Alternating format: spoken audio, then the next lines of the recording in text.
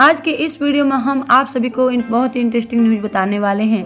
आप सभी जानना चाहते हैं कि आज का इंटरेस्टिंग न्यूज क्या है, तो बने रहिए हमारे साथ इस वीडियो में एंड तक।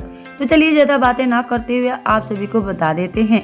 जैसा कि आप सभी जानते हैं कि 2 सालों से खेसारी लाल यादव और काजल लखवानी के बीच ऐसा विवाद शुरू हुआ था कि रुकने का नाम ही नहीं ले रहा था। लेकिन फिर अचानक ऐसा क्या हुआ कि खेसारी लाल यादव और काजल लखवानी अपना विवाद खत्म करके फिर से हो गए हैं एक। आखिर क्या है एक होने का वजह, वही हम आप सभी को इस वीडियो में बताने वाले हैं। अगर आप सब भी जानना चाहते हैं कि कैसे हुए फिर से एक, तो बने रहिए हमारे साथ इस वीडियो में एंड तक।